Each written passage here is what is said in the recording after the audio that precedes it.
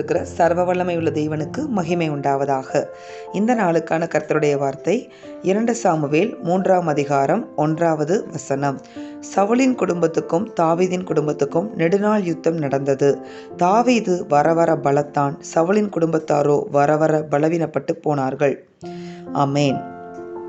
பாருங்க, அந்த நாட்கள்ல சவுலுடைய குடும்பத்திற்கும் தாவீதுடைய குடும்பத்திற்கும் என்ன நடந்து கொண்டே இருந்தது அப்படின்னு நீங்கள் பார்த்தீங்கன்னா, சவுலுக்கும் தாவீதுக்கும் யுத்தம், நெடுநாள் யுத்தம் என்ன செய்தது, நடந்து கொண்டே இருந்தது.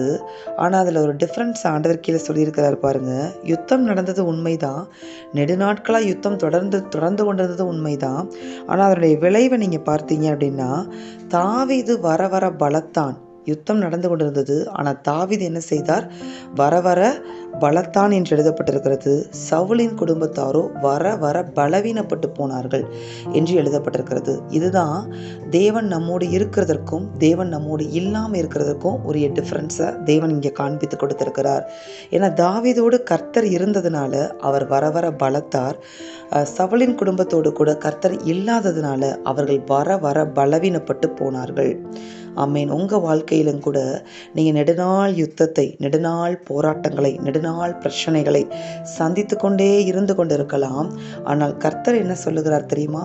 இதனுடைய ஆவிக்குரிய விளைவை உங்களிடத்துல சொல்ல விரும்புகிறார். நீங்கள் நெடுநாள் போராட்டத்தில், நெடுநாள் யுத்தத்தில் கடந்து போய் கொண்டிருப்பது உண்மைதான். ஆனால் இதனுடைய விளைவு என்ன அப்படின்னு நீங்கள் பார்த்தீங்கன்னா, கர்த்தர் உங்களோடு தாவீதோடு இருந்தது போல இருக்கிறார். அதன் விளைவாக நீங்கள் ஒரு யுத்த குதிரையாக இப்பொழுது மாற்றப்பட்டிருக்கிறீர்கள். வர பலத்து போயிருக்கிறீர்கள். ஆவிக்குரிய பிரகாரமாக உங்களை தேவன் பலக்க பண்ணி இருக்கிறார், உங்களை ஜெயிக்க பண்ணி இருக்கிறார். ஒரு யுத்த குதிரையாகவே உங்களை மாற்றி அழகாய் அவருடைய திட்டத்திற்காக உங்களை உருவாக்கி அமர வைத்திருக்கிறார். ஆமென். ஆனால் உங்களோட யுத்தம் பண்ணுகிறவர்கள் இருப்பார்கள் இல்லையா, அவர்களோடு கர்த்தர் இல்லை. கர்த்தர் இல்லாதது நிமித்தமாக வெளியே பார்ப்பதற்கு அவர்கள் ஒரு ராஜ குடும்பத்தை போல தோற்றம் அளித்தாலும், சவுல் யாரு, ராஜ குடும்பம் தானே. அப்படியாய் அவர்கள் வெளியே பார்ப்பதற்கு பலமுள்ளவர்களைப் போல காணப்பட்டாலும் கர்த்தர் சொல்லுகிறார், நான் அவங்களோட இல்லாததுனால அவர்கள் பலவீனப்பட்டு போயிருக்கிறார்கள். யுத்தம் நடந்தது நிமித்தமாகவே அவர்கள் என்ன செய்திருக்கிறார்கள், பலவீனப்பட்டு போயிருக்கிறார்கள். யுத்தம் செய்தது யாரு அப்படின்னு நீங்க பார்த்தீங்கன்னா, அவங்க தான் வம்புக்கு வர்றாங்க, நம்ம கிட்ட வம்புக்கு யுத்தம் செய்து கொண்டே இருக்கிறார்கள், போராடி கொண்டே இருக்கிறார்கள். ஆனால் ஆண்டவர் சொல்லுகிறார், போராடினது உண்மைதான், யுத்தம் நடந்தது உண்மைதான், பிரச்சனைகள் நடந்து கொண்டிருப்பது உண்மைதான். ஆனால் முடிவு என்ன அப்படின்னு நீங்க பார்த்தீங்கன்னா, நீங்களும் நானும் தான் ஜெயிக்க போகிறோம். தாவீது தான் வர பலத்தார். அதே போல உங்களை பலமுள்ளவர்களாக தேவன் மாற்றி ஒரு பெரிய யுத்த குதிரையாக மாற்றி உங்களை அழகாய் தேவன் ஆவிக்குரிய பிரகாரமாக வளர்த்து வைத்திருக்கிறார்.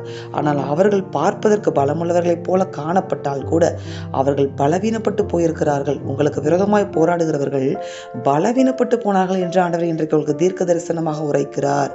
அதனால கர்த்தர் நம்மோடு இருப்பது தான் நம்மளுக்கு விசேஷம். கர்த்தர் இல்லாத அவர்களை பார்த்து நாம் என்ன செய்ய வேண்டியதில்லை, கலங்க தேவையில்லை, பயப்பட தேவையில்லை. இந்த யுத்தம் எப்படா முடியும்னு சொல்லி நீங்கள் காத்து கொண்டு இருக்கிறீங்களா? ஆண்டவர் சொல்லுகிறார், நீ சீக்கிரமாய் ஜெயிக்க போகிறாய். ஏன்னா வர பழக்க வைத்திருக்கிறார். ஆவிக்குரிய பிரகாரமாக உங்களை நல்லா பழக்கப்படுத்தி இருக்கிறார்.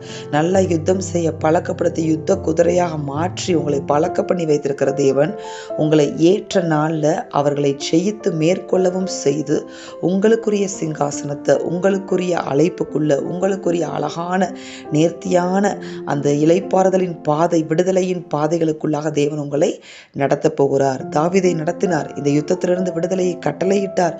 அதே போல தாவீதுக்கு என்ன செய்தார், சிங்காசனத்தை கொடுத்தார், இளைப்பாறுதலை கொடுத்தார், விடுதலையை கொடுத்தார். எல்லாவற்றையும் தேவன் நம்மோடு இருக்கிறதுனால நமக்கும் கொடுத்து அவர்கள் எல்லாரையும் மேற்கொள்ள செய்து கர்த்தர் உங்கள் தலைகளை உங்கள் சத்துருக்களுக்கு நடுவில் உயர்த்துகிற நாட்கள் சமீபமாய் வந்துவிட்டது என்று கர்த்தர் உங்களுக்கு இன்றைக்கு வாக்கு பண்ணுகிறார். இந்த வாக்கின்படியே கர்த்தர் உங்களையும் என்னையும் இந்த நாளில் நிச்சயமாய் ஆசிர்வதிப்பார். நாம் செபிப்போமா?